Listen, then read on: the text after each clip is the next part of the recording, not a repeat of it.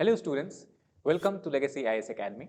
Today in this video, we are going to discuss about recently released the first advanced estimates whose main purpose is to estimate the GDP growth rate in the following year. So let us start and delve deeper into this particular topic. So first of all, if we try to understand the context in which we are going to discuss this particular issue is because recently the Ministry of Statistics and Program Implementation, also called as MOSPI in the short, has released the first advanced estimate for the current financial year, that is fiscal year 2021-2022. And this first advanced estimate has told us that the India's gross domestic product, that is GDP as you know, it is the sum of total value of goods and services that is produced within a particular year, will grow at the rate of 9.2% in the year of 2020-2021. And this is, as compared to the last financial year, is going to be higher because in the last financial year, the actual GDP, mainly because of, the whole world is currently facing the threat of COVID, that is coronavirus, and different variants of it, has actually contracted by 7.3%. So the contraction of 7.3% to estimated growth of 9.2% is a very good recovery that the first advanced estimate is hoping for. Now, if we go slightly in more detail and try to understand the concept of first advanced estimate, so the first time it was actually introduced in India was in the fiscal year of 2016-2017 during the BJP government. And what this estimate tells us, so actually it is the first official estimate of the expected GDP growth. However, it only includes data from the last two quarters, quarter 1 and quarter 2. And even though the data of quarter 3 formal data is released, it is not included in the advanced estimate. So what we have to understand here, that this is not a concrete depiction of the GDP growth, because this can fluctuate or this can change as the more data from the different quarters are released in the later period. Now, if we try to understand that how this particular figure or estimate is calculated, so the method used is called as benchmark indicator method, and under this method, what we try to do, or what actually the statisticians in MOSPI try to do, that the estimates that is available from the previous year, that is 2020-2021, are extrapolated using relevant indicators that reflect the performance of various sectors in India. Now, the question comes that which are the major or main data which are taken as input to reach for the particular figure of FAE. So, three major data are there. First of all, the statisticians take into account the inflation data. Inflation is the rate at which prices are increasing year by year. Second data, so it actually tells us about the consumer demand. If inflation is increasing, it also tells us what is the supply, what is the demand of various products, and also overall give us idea about the performance of economy. Second, it also includes data which is called as index of industrial production, which gives us a status of the health of economy, especially industrial economy of the country. And third, it tries to estimate the value of GDP growth by looking at the rate of growth or decline, or how the commercial vehicle sale is varying on an year-to-year basis. So these are the three major data which are extrapolated from the last year to reach the figure of FAE in the new year.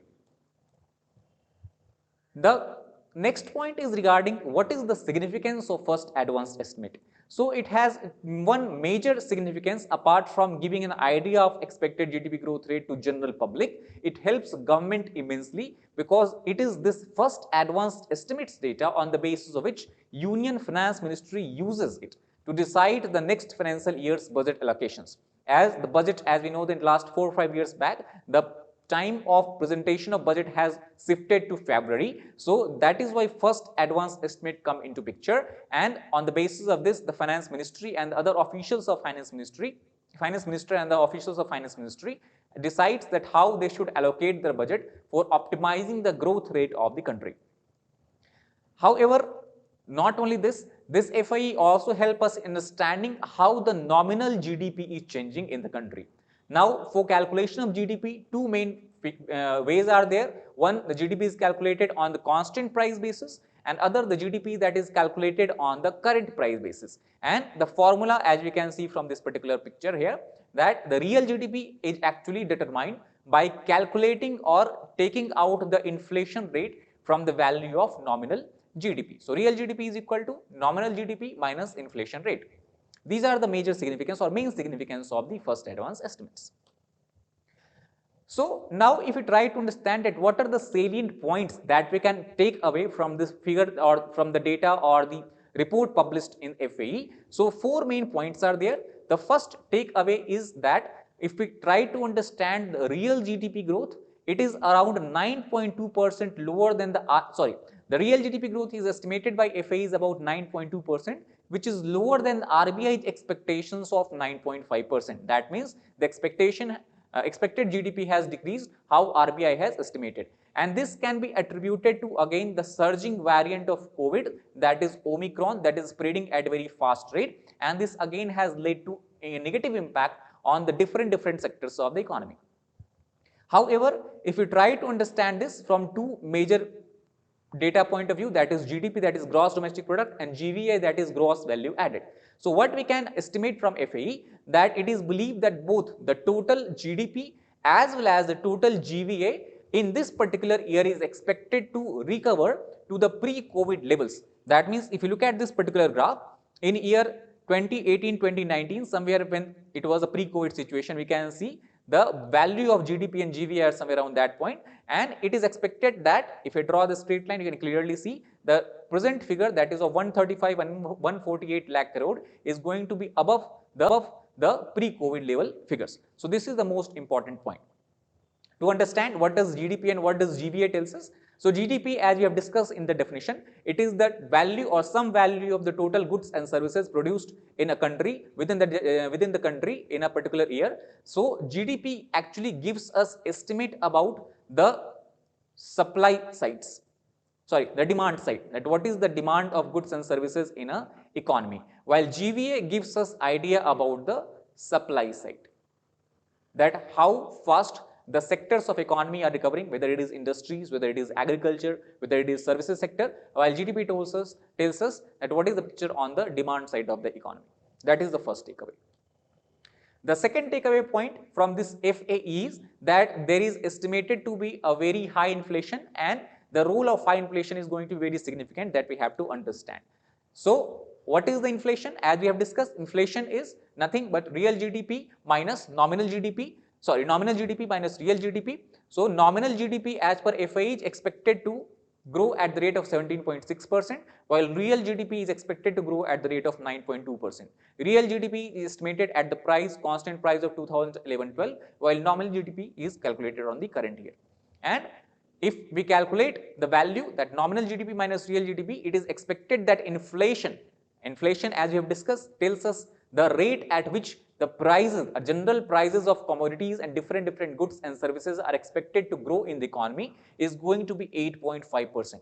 In layman terms, what if some equipment or any items which we were able to purchase in 100 rupees last year, this year we are expected to pay, or the consumers are expected to pay rupees 108.5. So that is 8.5% of increase in the prices.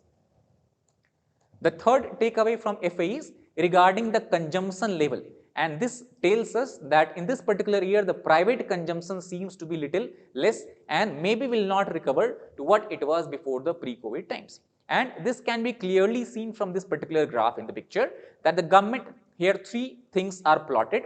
First is the private consumption expenditure, second is the government consumption gross capital formation, and third is the government expenditure. So we have PFC that tells us about private expenditure, GFC that tells us about the government expenditure, and GFCA that tells us about the gross capital formation. That means it tells us about the overall environment of investment and expectations of investment in the Indian economy.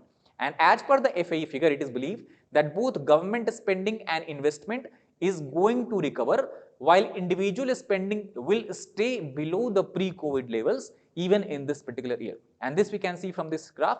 This is this time in pre-COVID levels. So as we can see, the blue line represents PFCs. PFC is going to be somewhere below the pre-COVID levels. However, the gross capital formation, that is investment value, as well as the government expenditure is expected to overcome or overshoot the figure of pre-COVID times.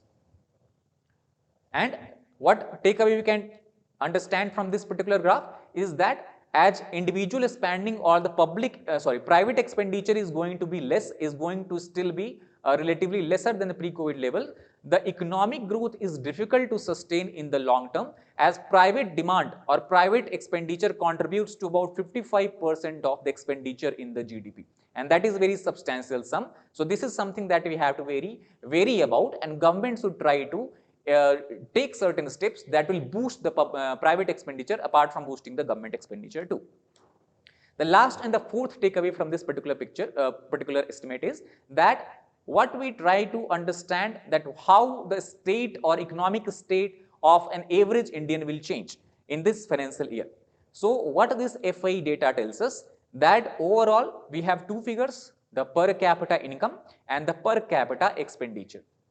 So as clearly from this particular graph that we can see that for the average Indian, both in terms of income and expenditure, recovery is going to be still below the pre-COVID levels. That means we can see pre-COVID levels, the per capita GDP, actually per capita GDP tells us the average income of an average Indian, while per capita PFC tells us that what is his power of spending or what is his power expenditure in the economy. So both we can see from this graph clearly it is going to remain below pre-COVID levels. So from this what we can understand that an average Indian has lost almost 2 years due to this 2 years of COVID situation. An average Indian has lost 2 years in terms of income and 3 years in terms of spending level. Both should have risen, but due to this COVID situation in last 2 years, it has continuously fallen down and still will not recover to the pre-COVID level. So that is the main takeaway from this particular data point.